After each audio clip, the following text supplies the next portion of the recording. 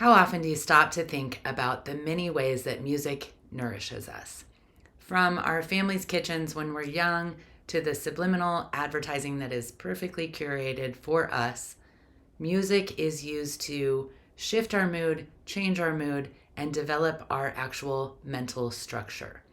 I am Tavish Carduff here to talk about this week's pillar, food. Food Week represents our mental structure. So it's really the building and creation of our spiritual, emotional, mental, and physical makeup, how we hold ourselves, what we actually believe.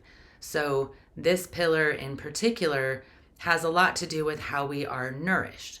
And even though we may have had all of our basic needs met, maybe emotionally we weren't nourished the way that we would like to have been, or spiritually we were lacking in some way, feeling connected to something outside of ourselves. No matter what, our own personal mental structure plays a big part in how we see ourselves in the world and how we relate to the world at large. Our expectations are largely based on how our mental structure has been built. The things that we have come to expect as normal or think are normal are specific to what has been consistent in our own lives as we get older and start comparing our lives to, or the experience of our lives to the experience of, say, our friends or people that we get to know, partners. We find so many variances and differences in the way that things get done. And I think the key to remember here that's really helpful is there are many ways to get a thing done. And we all hold a belief that our way is right because it has been proven to us through our experience, our existence, the things that come before us. In reality, each one of us has a completely different perspective and outlook. And so sometimes stepping back to see the way of doing things, even if we have been told repeatedly by teachers, parents, whatever, that this is the way to do it, we might always entertain the idea of other ways and possibilities of other ways, even using our imagination to do things that don't even seem possible. When I was a kid, that idea that we only use 10% of our brain, I know if you've listened to me, you've heard me go on about this, but I really wanted to be able to use the other 90% or access it or know what it can do. So spending time imagining what is possible for situations that we feel like we can't really affect, that is the type of nourishment that Food Week is really looking for outside of basic needs. Now, if you do not have your actual basic needs met, this is an entirely different space. And I was having this conversation with my daughter Taylor today. When people are in a reactive state, it is very difficult for them to access reason.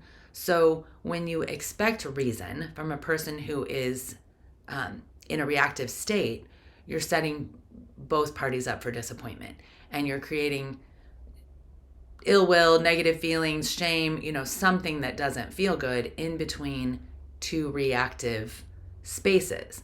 And I think we see evidence of that all over our world, our country specifically, but really all over our world, where one person's liberty and another person's freedom come up against each other, and who's right and what should be, and all of those types of things that we think are common sense, we find out aren't actually all that common. And what we call common is what is best known to us, and what somebody else calls common might be a completely different set of things. So we might all be speaking from what we think is common sense, but the reality is we're coming from a different space altogether a lot of the time. So it's very hard to arrive at a consensus that agrees on expectations, on beliefs, on normal, on even something as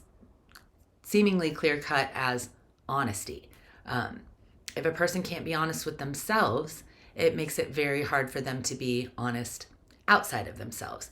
And any number of triggers create a lack of internal honesty.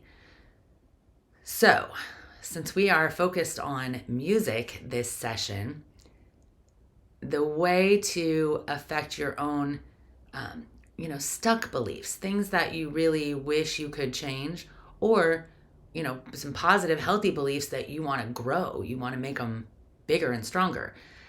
Music is a really easy way to do that.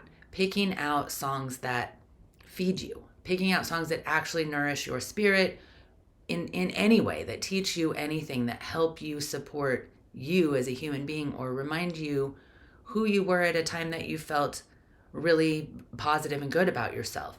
Or, just checking in on different time periods and working to heal some of those roots of the things that trigger us, so that our mental state is a solid structure for us to run not only our ideas and perspectives through, but to really try on other people's stuff through our own structure, and then be able to adopt theirs just to look through. You don't have to agree with someone to try to look through their little lens and see the way they see it. And I think that's tough because we're so individuated that we have all of these ideas that come with how we see things. So it's very easy to miss some of the ways that somebody else might see something. And I think that if we spend more time listening to lyrics or in song, it expands that capacity of our own individuality to resonate with things that reach out to other people, or make peace, or find space of common ground, even in a disagreement about what should be common. Music can help us shore up our weak spots in any of the perceived faults that we have. So let's say your self-esteem is suffering, or you really need some motivation to do something that you really want to do, or your creativity feels stifled.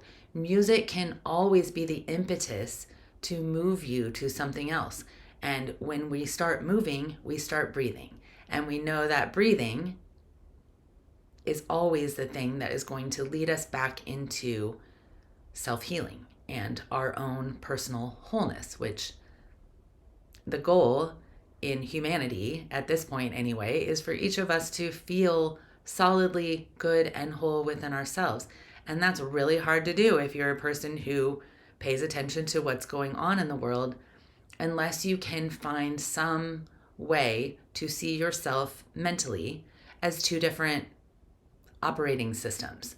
Your physical body that requires certain things and walks around, interacting with people, and then your energy body, which knows that it's connected to a larger thing, which has this built-in structure that wants to take care of the we, or the common, outside of taking care of the self.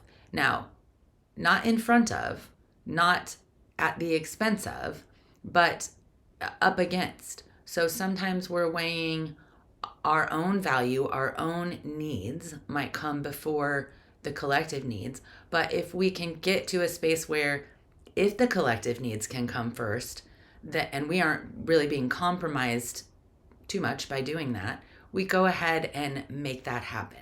Our practice guidance for this week: choose a perceived weakness of yours, something that you feel like you would like to really work on, and imagine what type of music you would prescribe for that condition to change it, move it, shift it, and give it that kind of music. Play it. Stand back objectively and see what moves, see what resonates, see how you can get yourself excited about changing your own negative self-talk, self-image, belief patterns, and create a new space where that soul voice, that collective voice, has the ability to come in and rescue you when you do feel like you're not being fed properly. So this week, just ask yourself, what music would you feed yourself to improve your current conditions? And offer whatever selection comes up. There's no way to overindulge here. You can't overdo it. You can give yourself the space to breathe, your heart to open, your body to relax, and for some of this mental stress to pull apart and just relax. We will be back next week as we dive into the physical week of ignorance. Thank you for joining us. See you next week.